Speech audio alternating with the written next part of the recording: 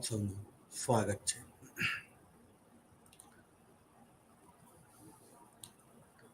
આજે આપણે ભારતના ઇતિહાસમાં સ્વતંત્રતાની વાત કરીશું.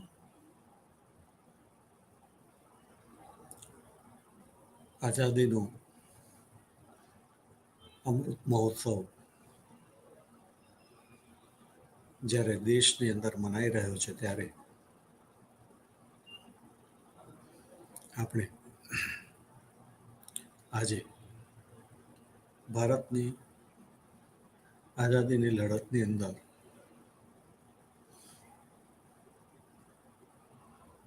કઈ કઈ રીતે એ લડત શરૂ થઈ,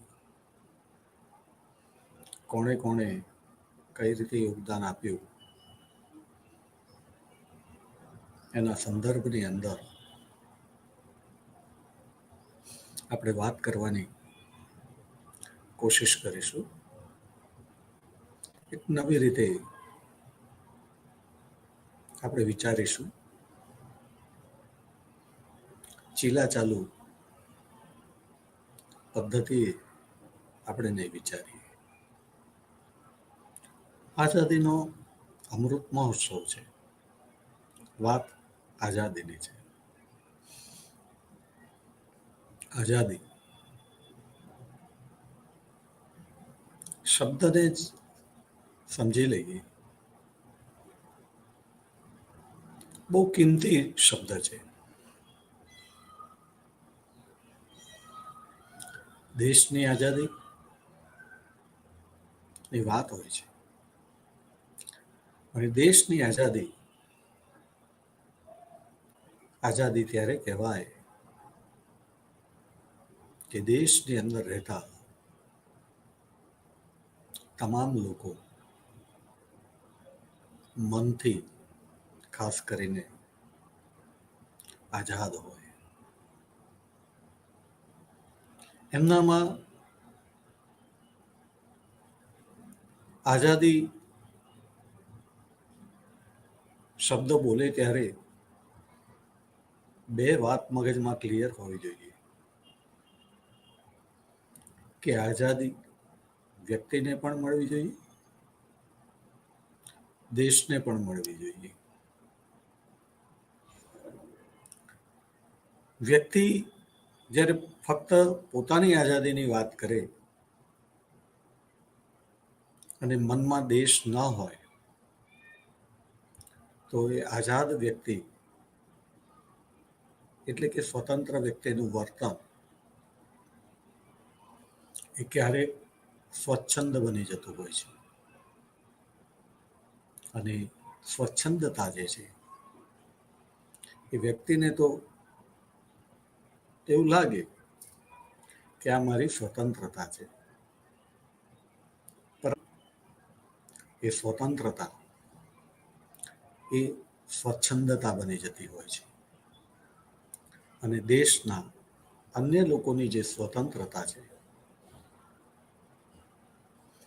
અન્ય લોકોના જીવન જીવવાના જે અધિકાર છે, એ અધિકારને આપણે જાણે અજાણે છીનવી લેતા હોઈએ છીએ. અને માટે જ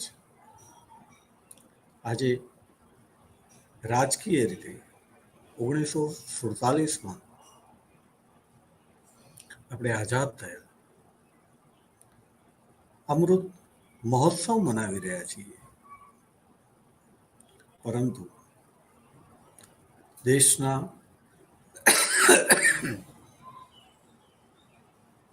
બહુ બધા લોકોને પૂછીશું તો એમને જીવનમાં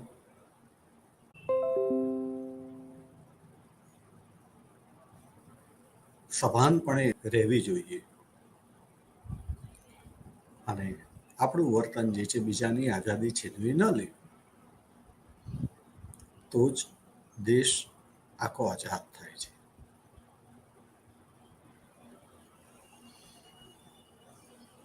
મિત્રો બરાબર સમજજો, કારણ તમે ભાવિ છો, દેશનો ભાવિ છો. અને ભારત એટલે આપણે એકમ ભારતમાં રહીએ છીએ, પણ ભારત વસુધૈવ કુટુંબકમમાં માને છે. ત્યારે આપણી ફરજ એ ભારતની સાથે સાથે વિશ્વ આખાને તંદુરસ્ત બનાવવાની છે. એ તંદુરસ્ત ત્યારે જ બને કે જ્યારે આપણું વર્તન જે છે તંદુરસ્ત હોય. તો આ આઝાદીની આપણે જે વાત કરીએ છીએ, જ્યારે પહેલી નજરે જ્યારે આપણે આઝાદી બોલીએ છીએ ત્યારે રાજકીય આઝાદીની વાત છે. પણ એ રાજકીય આઝાદી કેમ જોઈએ છે? કારણ એ રાજકીય પરતંત્રતાએ આપણી ઘણા બધા પ્રકારની આઝાદી, સ્વતંત્રતા એને છીનવી લીધેલી છે. વ્યાપક અર્થની અંદર કહીએ તો વિશ્વનો પ્રત્યેક માનવી એ કોઈક ને કોઈક ક્ષેત્રની અંદર વિશેષ માનવી છે.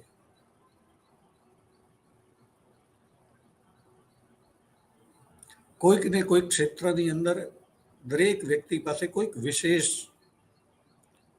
જે આવડત છે, એ આવડતના સંદર્ભમાં એ દુનિયાનો બેતાજ બાદશાહ છે.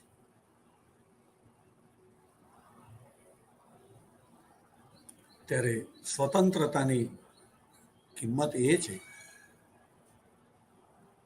કે એને એવું વાતાવરણ પૂરું પાડવામાં આવે કે પોતાની પાસે કઈ શક્તિ રહેલી છે અને એને ખીલવવા માટે એને જે ખેતર જોઈએ, એની અંદર જે એને ખાતર પાણી એ ખેતરમાં મળવા જોઈએ એ મળે, તો એની અંદરથી ખૂબ સુંદર છોડ કે વૃક્ષ કે વેલો એ આકાર પામે છે. એની અંદર સરસ મજાના ફળ અને ફૂલ આવે છે અને એને પરિણામે પૃથ્વી અને માટે હું બહુ સભાનપણે આઝાદી શબ્દની વાત કરું છું. હું વાત વિશ્વવિદ્યાલયના વિદ્યાર્થીઓ સમક્ષ કરી રહ્યો છું. એનો મને બરાબર ખ્યાલ છે. વિશ્વવિદ્યાલયની અંદર અભ્યાસ કર્યા પછી વિદ્યાર્થીઓ તમારે વિશ્વ સમાજનું નેતૃત્વ કરવાનું છે. તમે જે જગ્યાએ હોવ તે જગ્યાએથી તમારા શબ્દો જે પ્રગટ થાય, તમારું જે વર્તન જે છે એ આસપાસના લોકોને પ્રભાવિત કરે. એ લોકોને લાગે કે ના, આમ વ્યક્તિ જે છે એ વિશ્વવિદ્યાલયમાં ભણેલો વ્યક્તિ છે. એનામાં બહુ બધા લોકોને નેતૃત્વ પૂરી પાડવાની ક્ષમતા છે. તો એને વિશ્વવિદ્યાલયનો વિદ્યાર્થી કહેવાય. અને આઝાદી શબ્દ બીજા બધા લોકો જે છે ઢોલ ત્રાસા વગાડે, પીપુડા વગાડે, એ રીતે વિશ્વવિદ્યાલયનો વિદ્યાર્થી આઝાદીને નહીં લે. એ બહુ ગંભીર હોય, પણ ગંભીરતા એ કાર્યમાં હોય, મનમાં નહીં. વિશ્વવિદ્યાલયનો વિદ્યાર્થી જે છે મનથી હંમેશા પ્રસન્ન હોવો જોઈએ, સ્ટ્રેસ ફ્રી હોવો જોઈએ. એની સમક્ષના તમામ કાર્યોની અંદર જે છે બહુ જ ક્લિયર હોવો જોઈએ. દુઃખ કે પ્રતિકૂળતા એનાથી જોજનો દૂર હોવી જોઈએ, તો જ એને વિશ્વવિદ્યાલયનો વિદ્યાર્થી કહેવાય. વિશ્વવિદ્યાલયનો સાચો વિદ્યાર્થી હોય તો એની દ્રષ્ટિએ કોઈ પણ સમયે કોઈ પણ સમાજની અંદર સમસ્યા હોતી નથી. સમસ્યા એ પરિસ્થિતિને સમજવાનું અજ્ઞાન હોય છે. જે તે પરિસ્થિતિની અંદર કઈ રીતે રિએક્ટ કરવાનું છે એની ના સમજને કારણે સમસ્યાઓ જે છે એ ઉત્પન્ન થતી હોય છે. ત્યારે આઝાદી એ માત્ર રાજકીય આઝાદીની વાત નથી. રાજકીય આઝાદી એ તો એક કેરિયર છે. અને માટે આપણે જોઈએ છીએ કે રાજકીય આઝાદી 1947માં મળી હોવા છતાં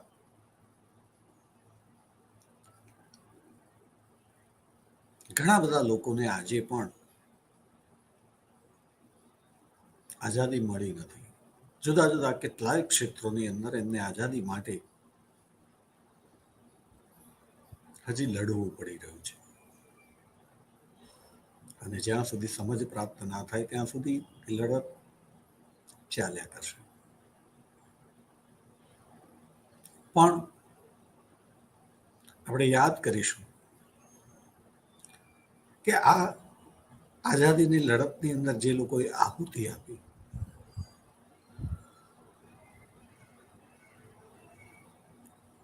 સમજથી ના સમજથી, નાના પાયા ઉપર, વિશાળ ફલક ઉપર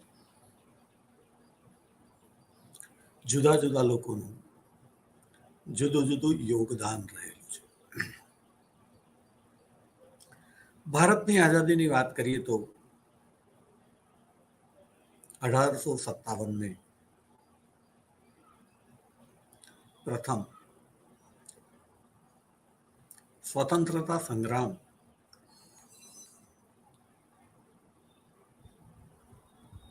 કહેવામાં આવે છે. વિદ્વાનોની વાતો કરવામાં આવે તો એ લોકો એમને બહસ બહુ પ્યારી હોવાથી, ચર્ચા બહુ પ્યારી હોવાથી ચર્ચા કરતા હોય છે કે 1857નો સંગ્રામ એ આઝાદી ન હતો. કોઈ કહેશે કે આઝાદી હતું. તો ચર્ચા કરતી વખતે આપણે જે છે ધ્યાનમાં રાખવું પડે કે આપણે કોને મેસેજ આપવો છે. ઇતિહાસના વિદ્યાર્થી તરીકે વાત કરવી છે તો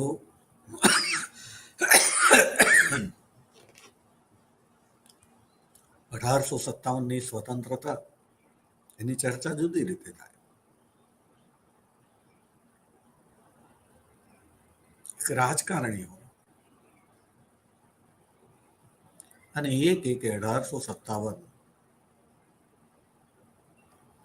એ ભારતનો સ્વતંત્રતા સંગ્રામ હતો, ત્યારે આ વાક્ય ઉચ્ચારવા પાછળનો એનો ઉદ્દેશ જુદો હોય. તો કોણ કેમ બોલે છે, કયા કારણે બોલે છે, એને ધ્યાનમાં રાખીને આપણે ચર્ચા કરવી પડે. રાજકર્તા છે એનો ઉદ્દેશ દેશના લોકોની અંદર ખાસ કરીને બાળકોની અંદર ઉત્સાહ પૂરો પાડવાનું, સાહસ પેદા કરવાનું એનું કર્તવ્ય છે. અને એનું કામ એ બાળકોની અંદર આ રીતે ઉત્સાહ, સાહસ જેવા ગુણો નિર્માણ પામે ત્યારે દેશને કેટલાક રોલ મોડેલ પણ આપવા પડે.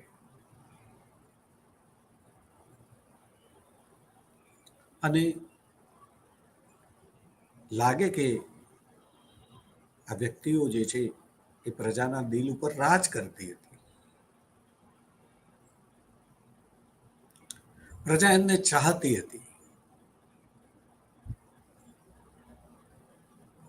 તો એવા વ્યક્તિઓને એ લોકો રાષ્ટ્ર નિર્માતા તરીકે પણ, રાષ્ટ્ર વિધાતા તરીકે પણ ઓળખાવે. તો વિશ્વવિદ્યાલયનો વિદ્યાર્થી કે શિક્ષક એની અંદર બહસમાં નહીં ઉતરે. સીધી રીતે જોઈએ તો માનવી એ માનવી છે. દરેક સિક્કાની બે બાજુ હોય તેમ કોઈ પણ માનવી જે છે એની ઊંડી તપાસ કરીએ તો એની જેટલી સારી બાજુઓ હોય એટલી એની કાળી બાજુઓ પણ મળી આવે આપણને. અને આપણે ઇતિહાસના વિદ્યાર્થી તરીકે સત્યનું પ્રતિપાદન કરવાનું હોય અને દરેક વ્યક્તિની બંને સાઈડ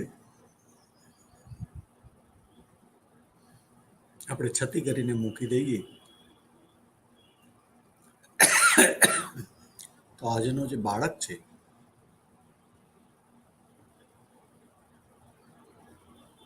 એને એમ થાય કે બધા આવા હતા. એની જે કાળી બાજુ હોય, એનાથી થયેલી ભૂલો હોય, માનવી છે, માનવ માત્ર ભૂલને પાત્ર.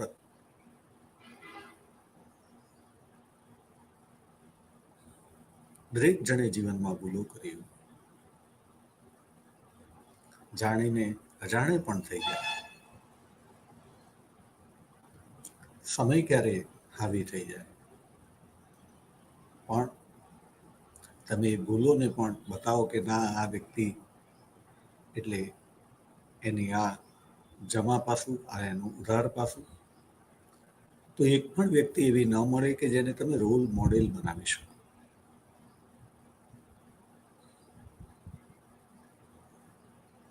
અને પરિણામે પ્રજા, બાળકો જે છે નાનપણથી જ હતોત્સાહિત થઈ જાય. એમને એમ થાય કે શું કરવાનું. અને માટે જ્યારે ઇતિહાસ બાળકોને ભણાવવાનો હોય, અને બાળકો એટલે એ પણ સાપેક્ષ છે કે જેને ઇતિહાસનું ઊંડું જ્ઞાન નથી, એવી વ્યક્તિ ગમે તે ઉંમરની હોય એ બાળક જ છે.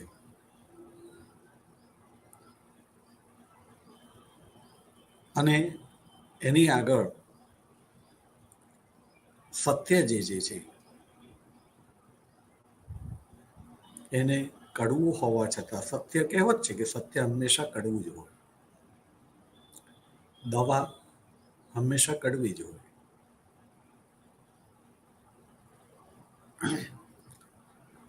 પણ જો દવા કડવી છે એમ કહીને બાળકને પીવડાવવામાં આવે તો એ પીવે નહીં.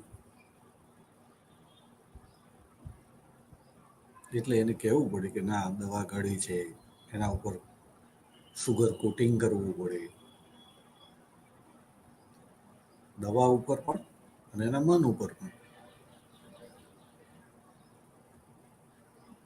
અને પરિણામે એ દવા પીવા તૈયાર થઈ જાય. બાકી દવા તો કડવી જ હોય, સત્ય તો કડવું જ હોય, ગમે નહીં. પણ બધાને તો ગમતું જોઈએ છે, અને માટે જે લોકો જે તે વિષયમાં, ઉંમરમાં નહીં વિષયમાં પરિપક્વ નથી, એમને સત્ય ન બતાવતા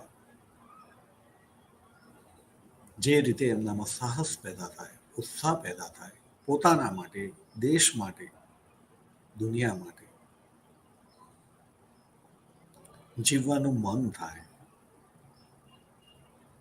ફરીથી બોલું છું, પોતાને માટે, દેશ માટે, દુનિયા માટે જીવવાનું મન થાય, એવું વાતાવરણ નિર્મિત કરવા માટે એ પ્રકારના રોલ મોડેલ એ વ્યક્તિ હોય, પ્રસંગ હોય, સંસ્થા હોય, એ ઊભા કરવા પડે. અને આ રીતે આપણે એક વ્યાપક અર્થની અંદર 1857ને ભારતનો પ્રથમ સ્વતંત્રતા સંગ્રામ કહીશું.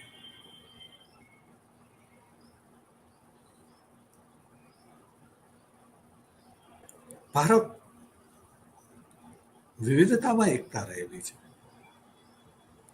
અને એ એકતા ટકાવી રાખવા માટે 1857ને પ્રથમ સ્વતંત્રતા સંગ્રામ કહીએ, એને કારણે બહુ જ બધો ફાયદો થાય. કારણ 1857 પહેલા હિન્દમાં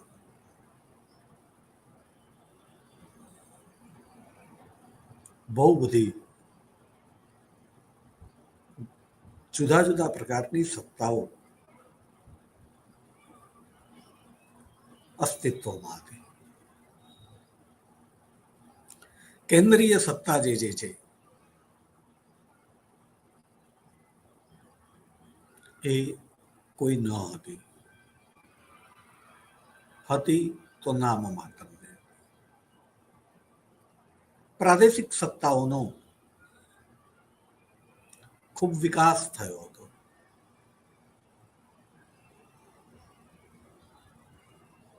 કેન્દ્રીય સત્તા ઘણા બધા વખતથી નિર્બળ બનેલી હતી. જુદા જુદા વિદ્વાનોની દ્રષ્ટિએ એમાં મતમતાંતર છે. કેટલાક કહેશે કે છેલ્લું શક્તિશાળી મોગલ બાદશાહ ઔરંગઝેબ હતો, અને એના પછી કેન્દ્રીય સત્તા જે છે નિર્બળ બની પ્રાદેશિક સત્તાઓનો વિકાસ થયો. જ્યારે ઘણા લોકો મોગલ સત્તાને પણ, અને એમાં પણ ઔરંગઝેબને પણ નિર્બળ ગણશે. કારણ એ ઔરંગઝેબ જે છે એને એના સમયની અંદર છત્રપતિ શિવાજી મહારાજ ઉદય પામે છે.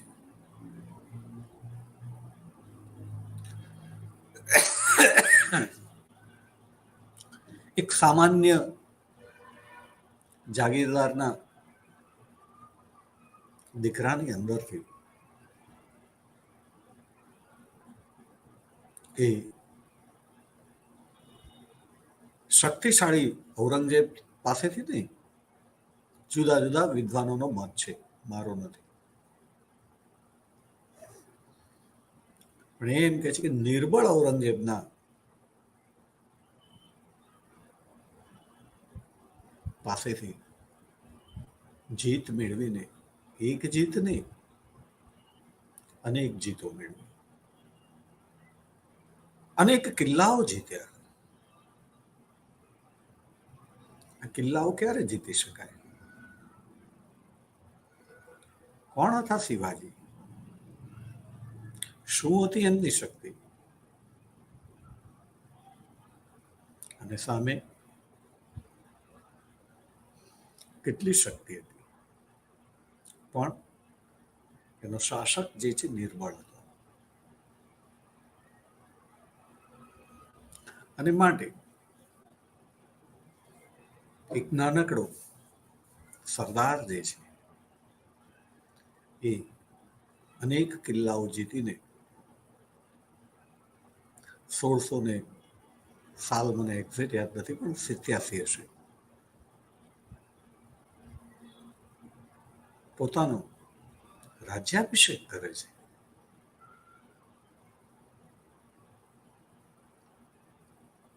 અને છત્રપતિ નામ ધારણ કરે છે. આ ક્યારે બને? રાજા શક્તિશાળી હોય તો બને, કે નિર્બળ હોય તો બને? તો વિદ્વાનોની અંદર બે પ્રકારના મત છે. કેટલાકની દ્રષ્ટિએ ઔરંગઝેબ એ તમામ મોગલ શાસકોની અંદર સૌથી વધારે શક્તિશાળી હતો, કારણ એના સમયની અંદર જે મુઘલ સામ્રાજ્યનો વિસ્તાર હતો એ અગાઉ ક્યારેય ન હતો. એમની દ્રષ્ટિએ શક્તિશાળી હતી. ઘણાની દ્રષ્ટિએ ખૂબ સરસ રાજા હતો. વિચારોમાં મતભેદ હોય,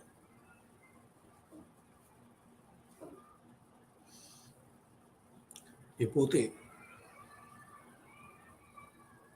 રાજ્યની મિલકતને પ્રજાની મિલકત ગણતો હતો. પોતે જાણે કે ટ્રસ્ટી હતો. પ્રજાએ જે મહેસૂલ દ્વારા જે કરવેરા આપેલા છે અને રાજ્ય પાસે જે મિલકત છે એ રાજાએ એનો મન ફાવે તેમ ઉપયોગ નથી કરવાનો. ગીત સંગીતના જલસા નથી કરવાના. ગીત સંગીત એને બંધ કરાવી દીધા હતા. એના માટે એવું કહેવાય છે કે પોતે પોતાનું જીવન નિર્વાહ કરવા માટે,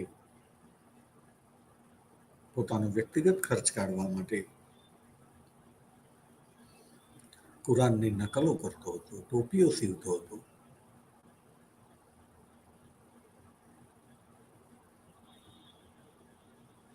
આમાં થી એનો વ્યક્તિગત જીવન નિર્વાહ નીકળે એટલું ઉત્પાદન કરવાનો એને સમય મળતો હતો. પ્રશ્ન થાય, પણ તેમ છતાંય આપણે જે છે એ પ્રયાસની વાત કરીએ તો એણે એક સારો મેસેજ આપ્યો કહેવાય.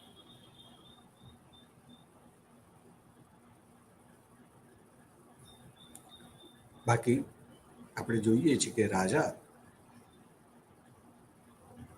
પ્રજા પાસેથી કર ઉઘરાવીને એ પોતાની વ્યક્તિગત અને રાજમહેલના સાથે સંકળાયેલા પરિવારોની સુખાકારી માટે જે પ્રમાણની અંદર અઢળક જેને આપણે કહી શકીએ એવો ખર્ચો કરતા હોય છે. પ્રજાનો પરસેવાનો પૈસો હોય છે અને રાજા કે રાજ પરિવારના સભ્યો કે રાજ દરબારીઓ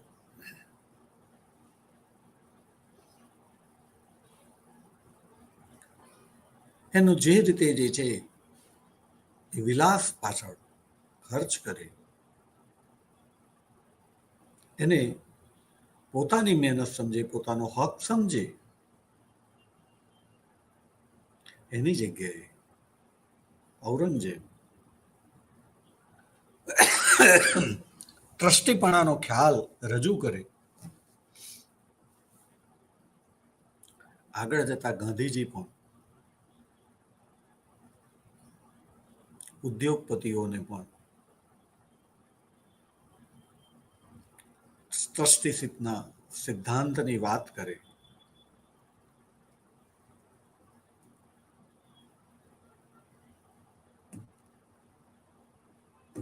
તો આ વિચારો એમને જન્મતા નથી. અહીંયા પણ સ્વતંત્રતા છે, પણ બીજી બાજુ એ જ ઔરંગઝેબ, જેને ધર્માંધ પણ કહેવામાં આવે,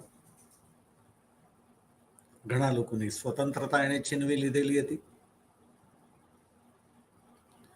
એના સમયની અંદર જે અસંતોષ હતો એ અસંતોષને કારણે સતત યુદ્ધો થતા રહ્યા. એને સતત દક્ષિણની અંદર થયેલા એના શાસન વિરુદ્ધના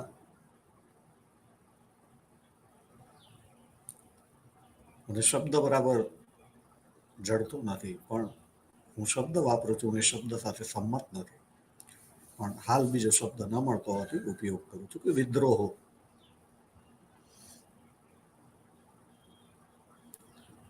એને શાંત કરવાની અંદર એનો સમય જતો હતો.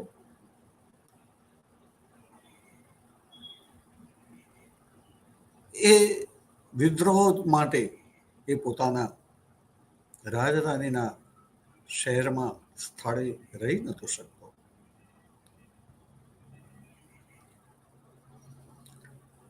પૂર્વની અંદર પણ સતત વિદ્રોહ થતા રહેતા હતા, અને શિવાજી એમણે તો એટલા બધા વિજયો પ્રાપ્ત કર્યા કે જેને પરિણામે ઔરંગઝેબની નીતિને પરિણામે જે લોકોની સ્વતંત્રતા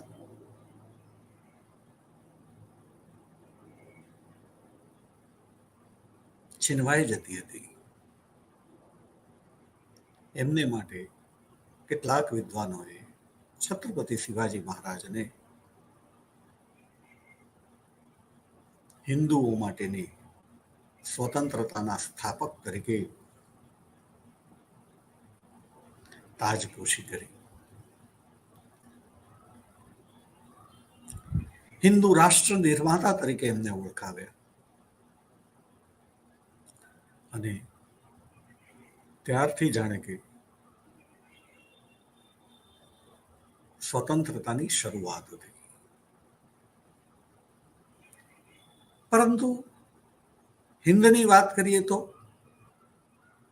1857 એને પ્રથમ સ્વતંત્રતા સંગ્રામ તરીકે ઓળખાવનારા વિદ્વાનોને મતે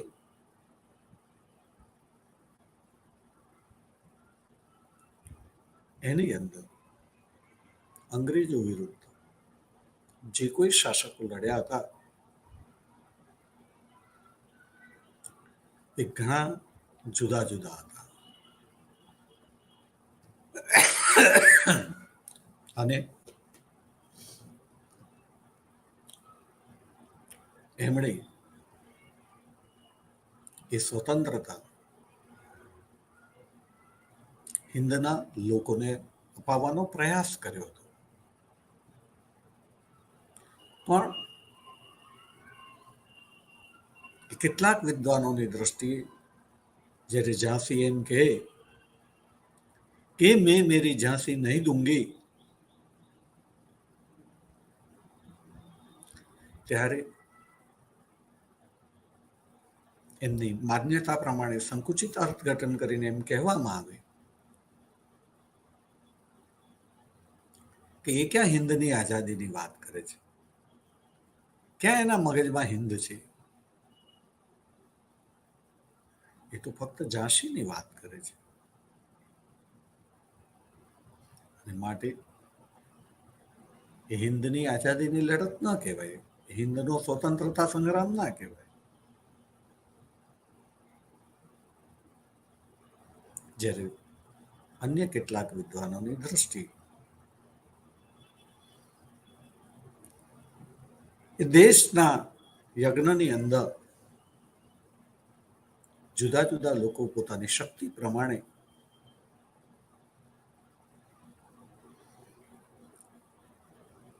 ભક્તિ કરતા હોય છે.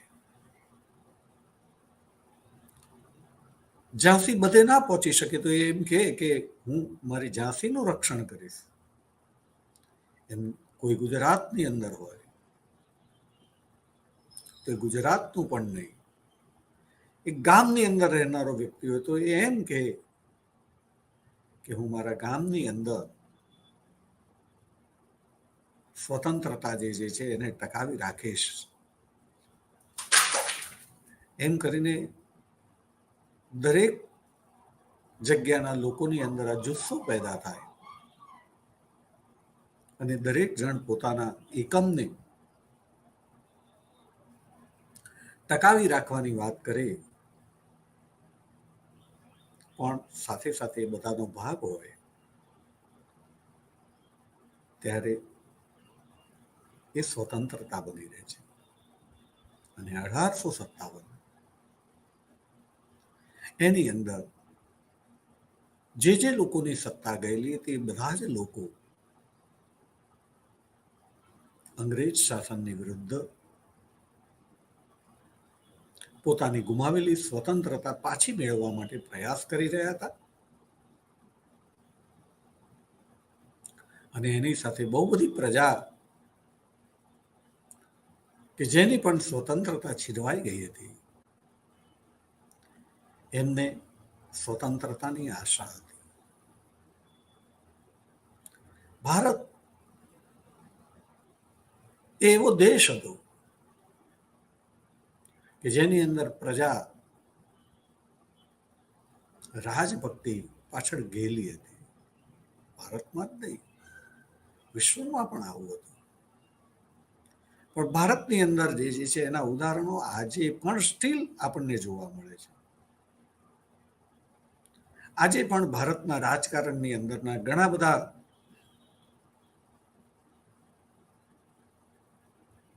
સાંસદ હોય, ધારાસભ્ય હોય, કોર્પોરેટર હોય, આપણે જોઈશું તો કે આજે પણ બહુ બધા રાજ પરિવારના લોકો એ પ્રજાની રાજભક્તિને કારણે પ્રજા ઉપર, પ્રજાના દિલ ઉપર રાજ કરે છે અને પોતાના વિસ્તારમાંથી એ ભૂતકાળના રાજ પરિવારના સભ્ય હોવાને નાતે એ રાજભક્તિને કારણે ચૂંટાઈ આવે છે. અને પરિણામે દેશના રાજકારણની અંદર આટલી બધી વિશાળ વસ્તીની અંદર ધારાસભ્યો કે સંસદ સભ્યોની સંખ્યા તો ખૂબ ઓછી હોય, નગણ્ય કહેવાય, પણ છતાં એ પ્રતિનિધિત્વ કરે છે. અને પ્રતિનિધિત્વ કરનારા લોકોમાંથી બહુ બધા લોકો જે છે એ રાજ પરિવારમાંથી આવે છે અને માટે ચૂંટાય છે.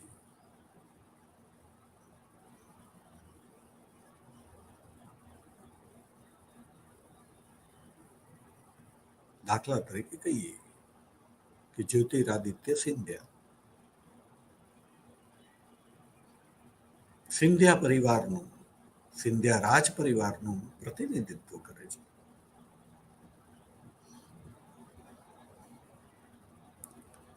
રાહુલ ગાંધી એ પણ રાજા નહીં પણ શાસક પરિવારનું પ્રતિનિધિત્વ કરે છે. એ પરિવારની અંદર જો ભવિષ્યમાં કોઈ બાળક જન્મે તો પણ આ દેશની ઘણી બધી પ્રજા એને ભાવિ શાસક તરીકે જોવે. એનામાં ગુણ છે કે નહીં અલગ વાત છે. જોનારની સંખ્યા આજે પણ ઘણી બધી છે.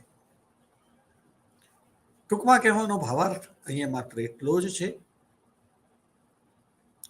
કે રાજાની સ્વતંત્રતાની સાથે બહુ બધી પ્રજા જે છે એની સ્વતંત્રતા જોડાયેલી છે. અને જુદા જુદા વિવિધતા જે ધરાવતા રાજાઓ જે છે એ જાતિના ધર્મના બધા ભેગા થઈને 1857ની અંદર લડ્યા હતા. એ જાણે કે હિન્દનું પ્રતિનિધિત્વ કરતા હતા અને માટે એને હિન્દનો પ્રથમ સ્વતંત્રતા સંગ્રામ ઘણા વિદ્વાનોએ ગણ્યો છે અને એમના અર્થની દ્રષ્ટિએ બરાબર છે. એમના અર્થની દ્રષ્ટિએ જગત આખું સાપેક્ષ છે એ આપણે યાદ રાખીશું. તમે કઈ ધરી ઉપર વાત કરો છો, આપણે કોઈને સાચા કે ખોટા ઠેરવવાને બદલે કોણ કઈ ધરી ઉપર વાત કરે છે એની ધરીને આપણે સમજીને વાત કરીશું. પણ સાથે સાથે આપણે જોઈશું કે આ ધરી એની ચર્ચા જે છે કયા લોકો વચ્ચે થવી જોઈએ, કોના વચ્ચે થવી જોઈએ, કોના માટે થવી જોઈએ, આ બહુ અગત્યની વાત છે. યુનિવર્સિટીની અંદર આપણે જે છે બધું જ સત્ય જે છે એ ઉજાગર કરતા હોઈએ છીએ, કશું છુપાવતા નથી. એટલે વિદ્યાર્થી જે છે એને કોઈ એક મતથી એને અભ્યાસ નથી કરવાનો. એને અભ્યાસ કરતી વખતે જુદા જુદા જે કોઈ લોકોના મત છે એ તમામ મત જે છે એ પોતાની નજર સમક્ષ રાખે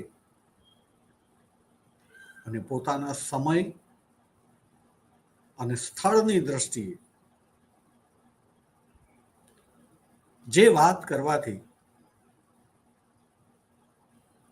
દેશનું ભલું થતું હોય, વિશ્વનું ભલું થતું હોય, દેશ માત્ર નહીં વિશ્વનું, એ પ્રકારે એને ઇન્ટરપ્રિટેશન કરવું જોઈએ. શાસ્ત્ર એ હંમેશા જે છે શાસ્ત્ર ખાતર શાસ્ત્ર નથી હોતું. દરેક વસ્તુનો ઇતિહાસ હોય છે અને આપણે જ્યારે ઇતિહાસની વાત કરીએ છીએ ત્યારે આપણું વર્તમાન જે છે એને કઈ રીતે સુધારી શકાય, ઇતિહાસ આપણને જે છે એમાંથી કયા રસ્તાઓ બતાવે છે જોતા હોઈએ છીએ. ત્યારે આઝાદીના અમૃત મહોત્સવ વેળાએ આપણે આઝાદીની વાત કરીશું ત્યારે દેશ અને વિશ્વને ધ્યાનમાં રાખીને આઝાદીની વાત કરીશું. એની અંદર જુદા જુદા અનેક લોકોએ પોતાની આહુતિ આપેલી છે, એ આપણને યાદ રહેવું જોઈએ. ગાંધી, નહેરુ, સુભાષ, સરદાર જેવા વિશેષ વ્યક્તિઓને જે વિશેષ સફળતા મળેલી છે, બધા મોર હતા. ગાંધી, નહેરુ, સુભાષ, સરદાર વગેરે વગેરે મોર હતા. પણ એ મોર એટલા માટે સુંદર લાગતા હતા કે એમને ઘણા બધા પીછા હતા જે ખૂબ રળિયામણા હતા. એટલે એમણે આ દેશની આઝાદીની અંદર ખૂબ મોટો ભોગ આપ્યો હતો. મેં મેરી ઝાંસી નહીં દૂંગી, એવી રીતે દરેક જણે પોતપોતાના ક્ષેત્રમાં, પોતપોતાના વિસ્તારની અંદર પોતાનાથી બનતો તમામ પ્રયત્ન આઝાદી માટે કરેલો હતો. એ બધાને આપણે ભૂલવાનું નથી. આપણે 4-6 જણના ફોટા જે છે એ ભલે રાખીએ, બધાના ફોટા આપણી પાસે તો હોય, પણ મનમાં બાકીના તમામ લોકો હોવા જોઈએ, જેણે પણ જેટલું પણ યોગદાન આપ્યું છે. એમના યોગદાનની પાછળ એમના પરિવારો એમને સહન કરવાનું આવ્યું છે. એક ક્રાંતિકારી હોય એ નથી રહેતો, ફાંસીને માચડે લટકી જાય છે. તમે જે પણ ક્રાંતિકારીઓને વાત કરશો, ખુદીરામ બોઝ હોય, ભગતસિંહ હોય, ચંદ્રશેખર આઝાદ હોય, મંગળ પાંડે હોય, એમની ઉંમર કોઈ 50+ ના હતા. એ બધા વીર વિનોદ કિનારીવાલા હોય અમદાવાદમાં, યુવાનો હતા. એમના જવાથી કુટુંબો પર ખૂબ આફત આવેલી હતી. ત્યારે આઝાદીનો અમૃત મહોત્સવ તો ત્યારે સાચા અર્થની અંદર આપણે ઉજવ્યો કહેવાય કે દેશના માટે જે લોકોએ પોતાનો લાલ ગુમાવ્યો છે, એ કદાચ હોત તો એણે પોતાના પરિવાર માટે લાખો કરોડો ભેગા પણ કર્યા હોત. એનો પરિવાર જે છે એ સમૃદ્ધિમાં આડોટતો હોય, પણ એ શહીદ થઈ ગયા. અને આવા શહીદોના જે પરિવારો હોય એની પહેચાન કરી હતી.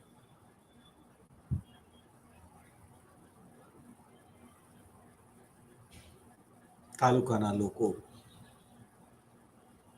નક્કી કરી કે દર મહિને ₹1, ₹5 કે ₹10 પણ જો પ્રત્યેક ઘર દીઠ આપવામાં આવે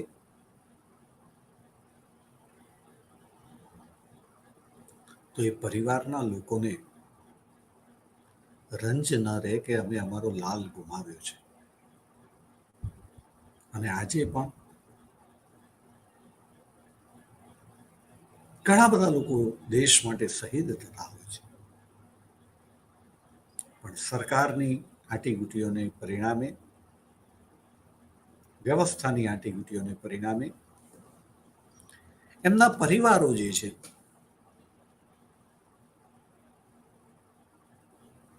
એ સારી સ્થિતિમાં જીવતા નથી હોતા. પણ આઝાદીનો અમૃત મહોત્સવ ઉજવતી વખતે દેશ માટે 1947 પહેલા કે 1947 પછી ક્યારેય પણ જે કોઈ વ્યક્તિ દેશ માટે જે છે જાન ગુમાવે છે અને આપણને સારી રીતે જીવવાની અંદર મદદ કરે છે, આપણને મનની અંદર સ્થિરતા અને શાંતિ અર્પે છે, કારણ કે સરહદ ઉપર એ લોકો રક્ષણ કરે છે. તો આ તમામ લોકોને સ્થાનિક લોકો ઓળખીને એક વ્યવસ્થા બનાવીને કંઈક ને કંઈક આપે તો દેશની અંદરથી કોઈને લડતી વખતે એવું ન થાય કે મારા પછી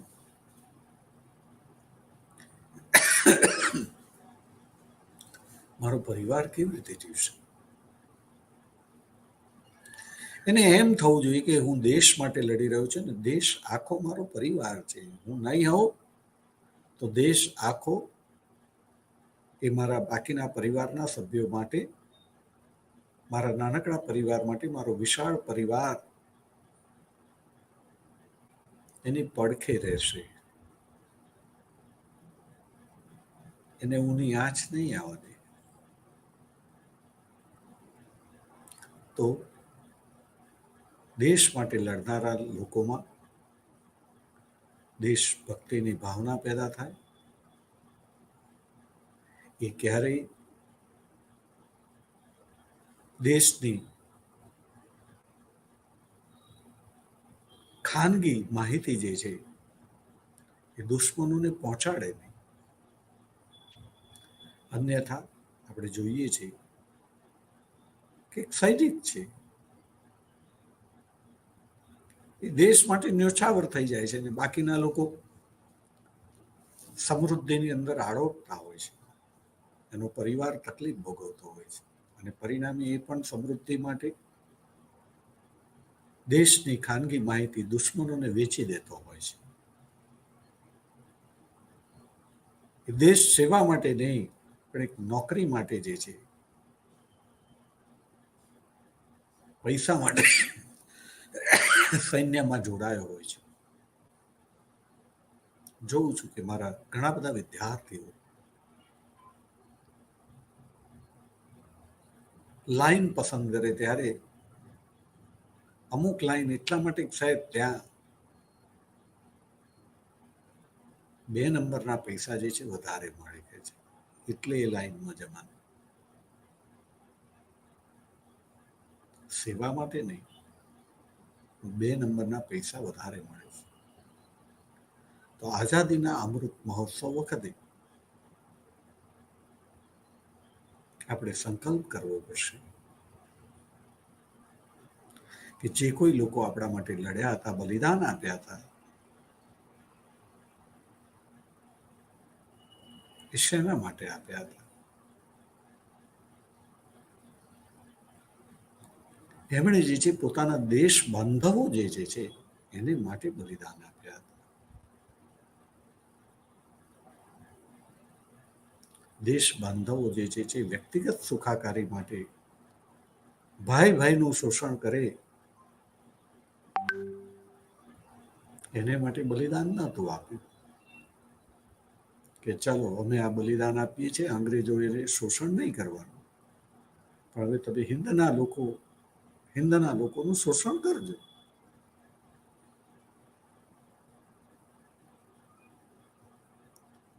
આઝાદીના અમૃત મહોત્સવની વાત છે.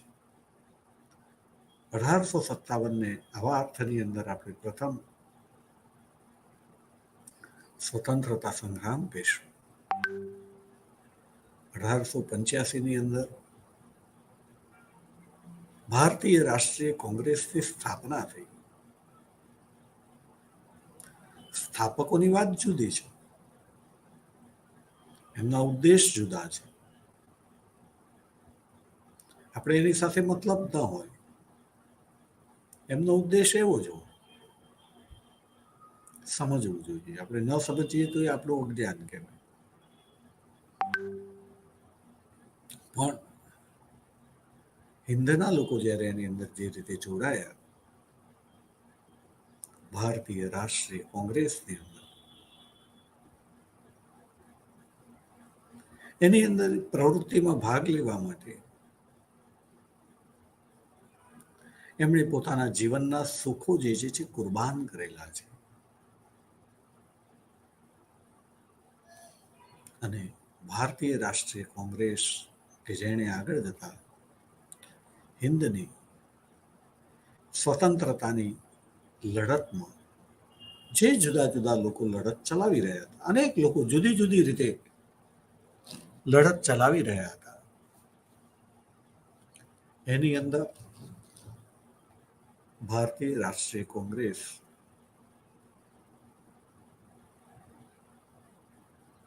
એણે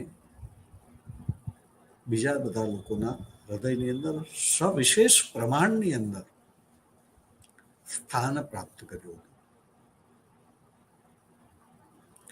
સમયની સાથે સાથે એના સૂત્રધારો છે, એમણે જુદી જુદી રણનીતિ અપનાવી. શરૂઆતની અંદર ફિરોજ શાહ મહેતા, વ્યોમેશચંદ્ર બેનર્જી, ગોપાલ કૃષ્ણ ગોખલે, દાદાભાઈ નવરોજી અને બીજા પણ ઘણા બધા. એમનો સમય જુદો હતો અને એમણે એમના સમય પ્રમાણે જે રીતે લડી શકાય તે રીતે લડવાનો પ્રયત્ન કર્યો. કોઈ મવાળ ન હતા. દેશની આઝાદીની લડત માટે લડવા જવું એ જ એક વીરનું કામ હોય છે. એ વીર હતા. પણ જોનારની દ્રષ્ટિ જે છે જુદી જુદી હોય છે. જુદા જુદા સમયના લોકોની તુલના એકબીજા સાથે કરી ન શકાય. જે તે સમયની અંદર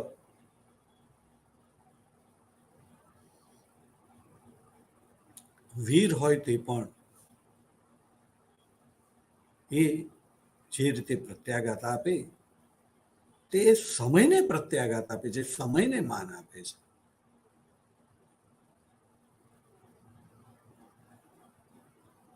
એ ક્રિકેટની અંદર ગવાસ્કરના સમયની અંદર જે રીતે ગવાસ્કર રમતો હોય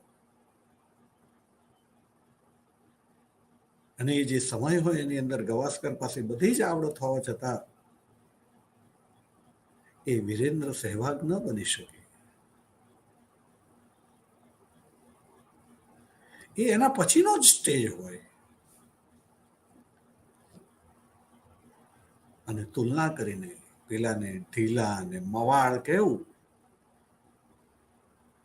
એ દેશના સપૂતોને ઘોર અન્યાય કરવા બરાબર છે.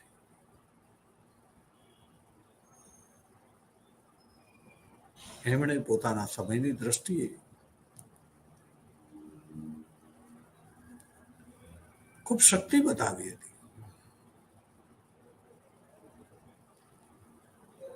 અને કામ એમણે કરીને ગણતરીપૂર્વક કરીને, દરેકની ગણતરી હોય છે. ઘણા પોતાને ભણેલા સમજે છે અને જે સ્કૂલમાં કોલેજમાં નથી ગયા એને અભણ સમજે છે. અને એમ સમજે છે કે ભણેલાને ગણતરી કરતા આવડે, અભણ છે એને ગણતા જ ક્યાંથી આવડે. પણ એ વ્યવહારની અંદર બે જણા જાય ત્યારે ખબર પડે કે જેને આપણે અભણ કહીએ છીએ ભણેલાને કેવી ભૂ પીવડાવી દે છે, કેટલી એનામાં આવડત છે, એને અભણ કેવી રીતે કહેવાય. સ્કૂલમાં ભણવા ગયા તમે એટલે ભણેલા ને પેલો સ્કૂલમાં ના ગયો એટલે અભણ. ખ્યાલ પણ દૂર થવો જોઈએ. પોતાના સમયના જે પડકારો હોય એને પહોંચી પડવામાં માણસ જે છે સક્ષમ હોય એ પોતે બલિદાન આપે એ જે છે વીર જ કહેવાય. એની નીતિ જે છે એ ઢીલી પૂછી ન કહેવાય. એ મવાળવાદીઓ ન હતા, પણ કેટલાક વિદ્વાનોએ એમને મવાળવાદીઓ કીધા. અને ત્યાર પછી આવેલા તિલક, લોકમાન્ય તિલક, લોકમાન્ય, લોકોમાં માન્ય, લોક, બિપિનચંદ્ર પાલ, લાલા લજપત રાય વગેરેને જહાલવાદી કીધા.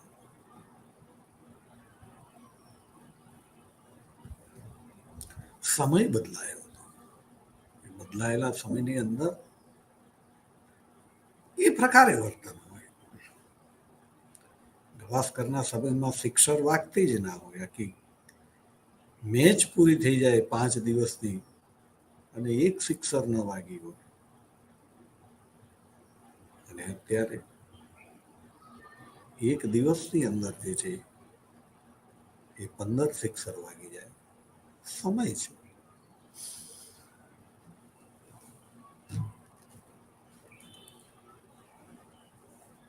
મિત્રો, આઝાદીનો અમૃત મહોત્સવ એ સાચા અર્થમાં અમૃત મહોત્સવ બની રહે એવી શુભેચ્છા. આપણે જુદી રીતે સમજવાની કોશિશ કરી છે. સમય થયો હોવાથી અહીંયા અટકીશું. નમસ્તે, જય હિન્દ, જય ભારત, ભારત માતા કી જય, વસુધૈવ કુટુંબકમ, કર ભલા હોગા.